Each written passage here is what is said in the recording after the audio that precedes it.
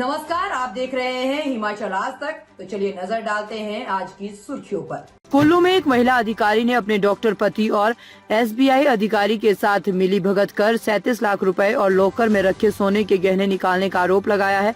महिला ने इस मामले में कुल्लू महिला थाने में केस दर्ज करवाया है। एसपी कुल्लू कार्तिकेयन गोकुल चंद्रन ने शुक्रवार को बताया कि जिला की एक अधिकारी ने एक शिकायत में आरोप लगाया है कि उनके डॉक्टर पति ने एसबीआई अधिकारी शाखा कुल्लू के साथ मिलीभगत करके रुपए निकाले। शिकायतकर्ता ने अपने पति के साथ संयुक्त बैंक खाते को 2 नवंबर 2021 को धोखाधड़ी करके अपने नाम करवा दिया था और 37 लाख रुपए शिकायतकर्ता के खाते से निकाल दिए थे, जिसकी जानकारी उसे 2022 में मिली। इस मामले में शुक्रवार को थाना कुल्लू में शिकायतकर्ता के पति और अन्य आरोपियों के खिलाफ धारा 318(4), 316(2), 316(5), 61(2) भारतीय न्याय संहिता 2023 के तहत दर्ज किया गया है और जांच जारी है।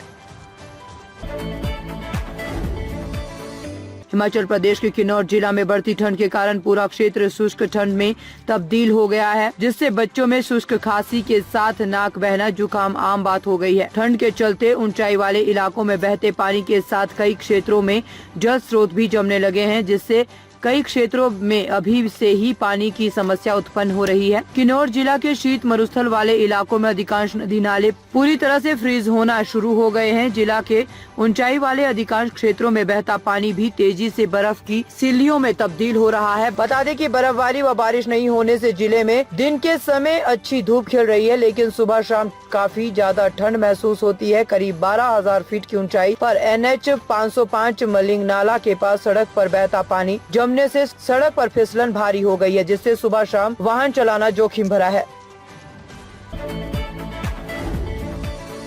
हरियाणा में अनजान परिवारों ने एक दूसरे के मरीजों को लीवर दान कर जान बचा ली है। खास बात यह है कि एक परिवार पंजाब का है तो दूसरा हिमाचल प्रदेश का।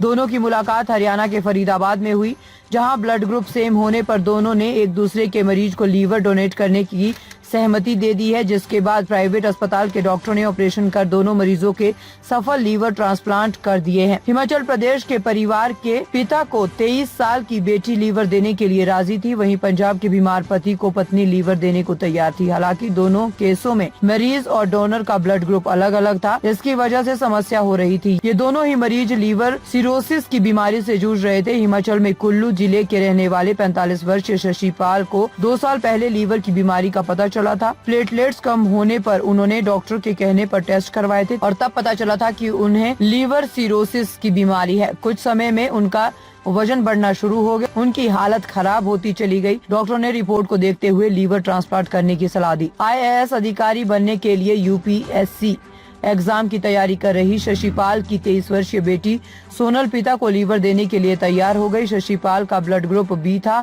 जबकि बेटी का ब्लड ग्रुप A था। शशिपाल में उनकी बेटी के ब्लड ग्रुप के खिलाफ एंटीबॉडी का स्तर बहुत अधिक मिला। डॉक्टरों ने बताया कि ब्लड ग्रुप मिसमैच होने की वजह से सोनल शशिपाल को लीवर नहीं दे सकती।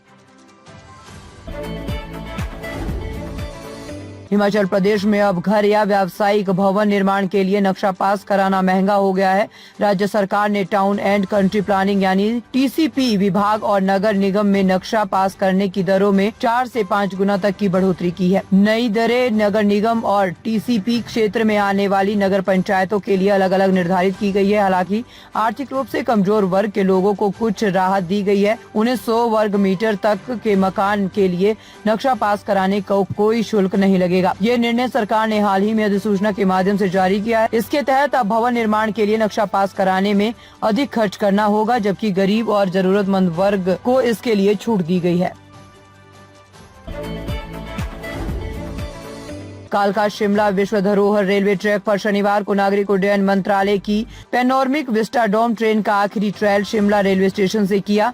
ये ट्रायल सुबह करीब 11:50 पर शुरू हुआ, जबकि इसका निर्धारित समय 11:30 बजे था, लेकिन तकनीकी कारणों से ट्रेन देरी से रवाना हुई। ट्रायल के दौरान ट्रेन की गति 25 किलोमीटर प्रति घंटा रही, जो इस ट्रैक पर अन्य ट्रेनों की सामान्य गति है। पैनोरमिक ट्रेन 7 कोचों वाली थी और शिमला से कालका की दिशा में चल रही थी। इस ट्रायल के दौरान नागरिक उड्डयन मंत्रालय और रेल बोर्ड के अधिकारी ट्रेन में सवार रहे। ट्रेन को विभिन्न सेक्शनों में रोककर इसकी जांच की जाएगी और इस पर प्राप्त रिपोर्ट CCRS मंत्रालय को भेजी जाएगी। 24 नवंबर तक चलने वाली इस ट्रायल के बाद CCRS की रिपोर्ट आने पर रेल मंत्रालय पेनोरमिक विस्टाडोम कोच को सेवा में लगाने पर अंतिम निर्णय लेगा। हिमाचल की खबरों को देखने के लिए बने रहिए हिमाचल आज तक के साथ।